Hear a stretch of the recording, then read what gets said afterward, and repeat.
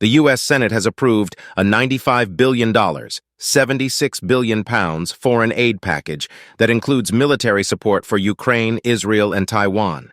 President Joe Biden is expected to sign the legislation into law on Wednesday. The Senate on Tuesday evening backed the measure passed by the U.S. House of Representatives on Saturday. It includes $61 billion in military aid for Ukraine, which the Pentagon says can start being delivered to the war-torn nation within days. It passed in a bipartisan vote of 79-18. The Senate had passed a similar aid package in February, but a group of conservatives who oppose new Ukraine support prevented it from coming to a vote in the House of Representatives. Last week, Democrats and Republicans in the lower chamber joined together to bypass this opposition.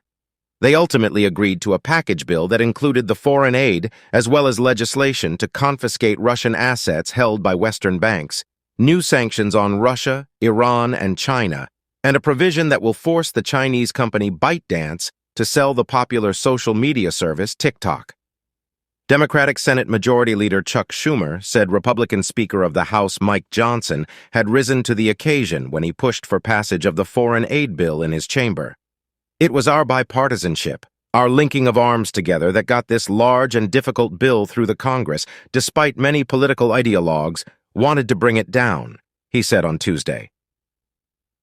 In the House on Saturday, a majority of Republicans in the chamber voted against the foreign aid package. The bill faced intense resistance among a handful of Republicans, some in key positions of power in the House, who opposed any new aid to Ukraine.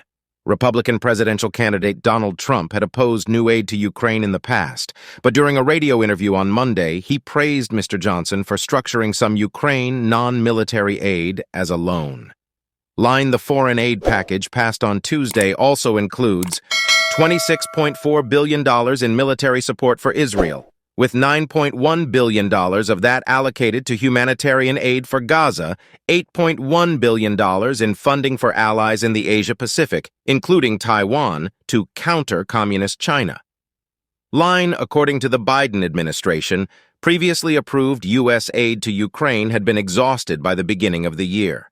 Officials warned that the situation was dire and that Ukraine was in danger of losing its 2-year-old war with Russia if Congress had not approved new support. The national security package also includes a provision that could lead to a nationwide ban on TikTok. The popular social media app's China-based parent company has 9 months to sell its stake and find a U.S.-approved buyer or see TikTok shut down across the U.S. The statute gives the U.S. president the option of extending the deadline by an additional 90 days, which means the latest the ban could take effect is nearly a year from now. The TikTok provision drew bipartisan support, with lawmakers arguing that the Chinese government could invoke security laws to compel ByteDance to hand over data about the app's estimated 170 million U.S. users.